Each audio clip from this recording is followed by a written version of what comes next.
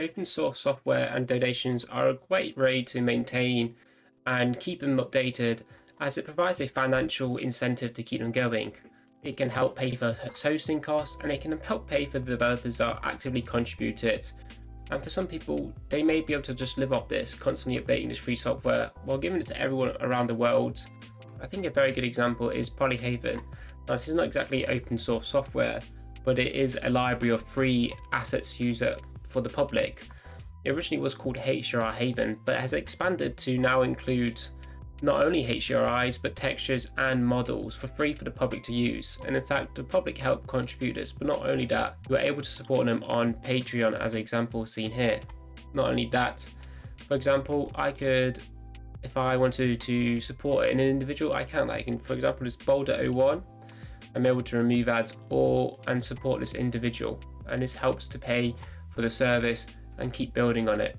Thanks to the charitable work by the public, that the money that is earned goes back into the project, resulting in it being expanded, going from HDRIs to textures and to now 3D models, and people will continue contributing it. We can see some of the examples used of models out there that are free. The person who made Polyhaven has an excellent talk on the Blender conference over a year ago. And it talks about how about 1% of people donate, but this was enough to keep them sustaining, and kind of just goes to the history of Polyhaven and why he went to this free open source like model for running the service. So what happens when you include some sort of financial incentives with software that blurs the lines between copyright? Well, you get this. You can get a big fat lawsuit coming, and so we'll be going over emulators and what the issue is with some of these, why they get taken down and why others just don't. So the Nintendo Switch emulator, Yuzu, will have to pay Nintendo $2.4 million to settle its lawsuit. They received this lawsuit about a week ago, and today, recently, they settled for it. That means they didn't actually go to court to it, they did it outside of court. But why did they get a lawsuit as compared to other emulators out there? Well, they had a Patreon, and if we go to here, you see they used to have one. The member isn't supporting any, because obviously they had to shut it down. The whole of Yuzu is shutting down. The emulator is shutting down, including their 3DS emulator. Anything that was related to this team are ceasing all development. While this may have shut down, we can actually go to their statistics on Graphtreon, and as you can see, they were making a pretty decent amount of money. They had 9,000 paid members in May 2023, so that was like 1 month, and that was their monthly earning, $40,000 every month. They were actually making pretty decent amount of cash from this. Hopefully they kept some of that money, because they'll need to pay it off, otherwise they'll be paying it off for the rest of their life. But this is the issue of having something like Patreon in software that really does blur the line, because from Nintendo's point of view, you're allowing people to play your priority games even if they didn't offer the ROM, but then adding that financial incentive, even if it was kind of charitable, i.e. you're just using it to help fund the developers to keep the project going, and it wasn't really a profiting thing, so kind of just going back into the project. To Nintendo, so it's like, hey, you're making money off our copyrightable content, and therefore you owe us back, you're doing damages to us, as opposed to something that is free. Dolphin emulator, which originated back in 2003, has never had any donations. In fact, this thread has been asked. Back in 2018, this person asked and said, hey, no, we don't take donations. And people still ask, no, we still don't take donations. It's a much better legal defense. If Nintendo were to take them to court and said, hey, you're dealing this much damage to us, and they say, well, actually, we've not made any money for them. So Nintendo, even though it's successful, where are these people going to get their monies from?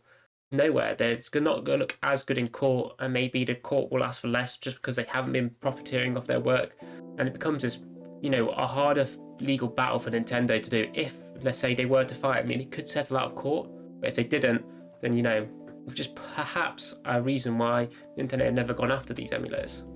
Now, I think another important thing to note about Dolphin is that it was for the Nintendo GameCube and the Wii, two consoles that are no longer being manufactured or games being made for it. And so additionally, Nintendo are not making any money from these consoles anymore. They're completely done with that system, and so it would cost more for them just to go after this than really to gain anything back, because that's another thing that's going to be difficult to argue in the court. It's like, you're suing this company that are making software for a system that you don't support anymore. It might even get thrown out before they make it to the court, so that's another reason. Now, that's not the only other thing that Nintendo have gone after. Nintendo are very litigious, and another one was with ROM sites, and specifically this one, Dstorage, which was like a site holder website. They failed to block people from using, essentially storing ROMs on the website and then just distributing to other people. And because it was a business, again, money was to be made there, and they can look at it and says, this is the damage you dealt to our company, and actually earn something back from it.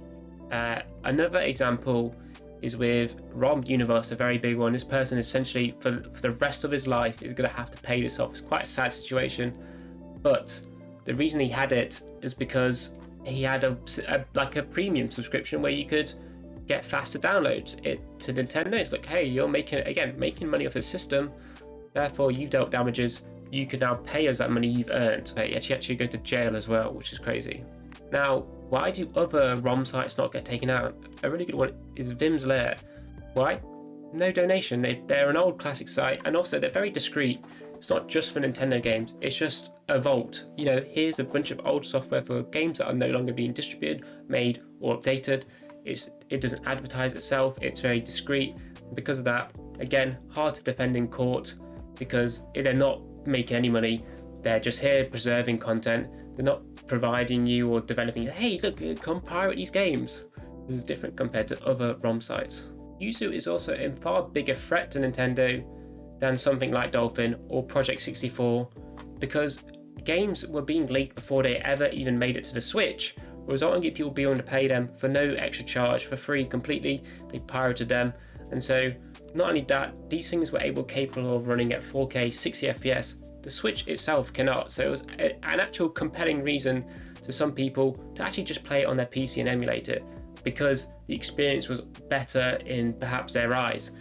Another one was Xenoblade Chronicles 3, that also leaked early and resulted in you being able to play the game in 4K 60 FPS. And so Nintendo, they're really eyeing Yuzu, because it is actually doing genuine damage. It's enabling people to play this games for free without and early, so resulting in spoilers and such.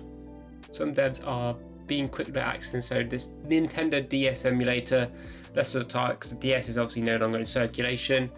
It's called Drastic on the App Store. It was originally like $5 to pay for it, but they've just made it free. It actually intends to remove it permanently because they don't want to, obviously get sued, get in a huge amount of trouble. It's very bold of them to actually even sell it for $5 anyway, because again, you're making money off of copyrighted work. Not great, but this is their Discord message. In my opinion, Yuzu was just flying too close to the sun.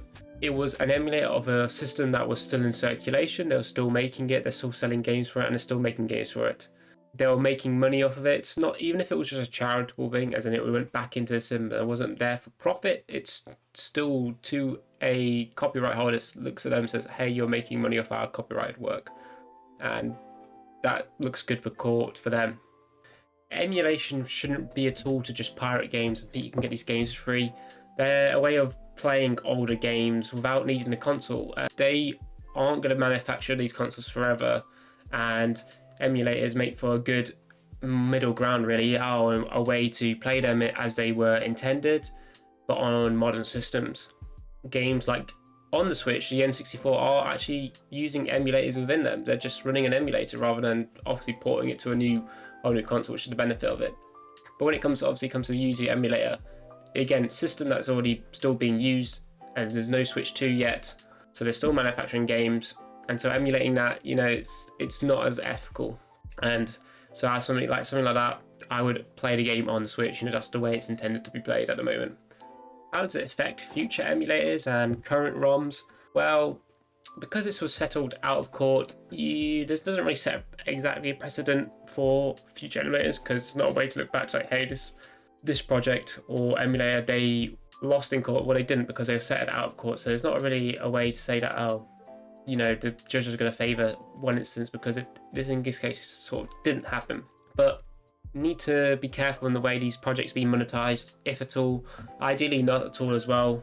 This is how these long-lasting ROMs emulators have remained, because they've never had any sort of financial incentive.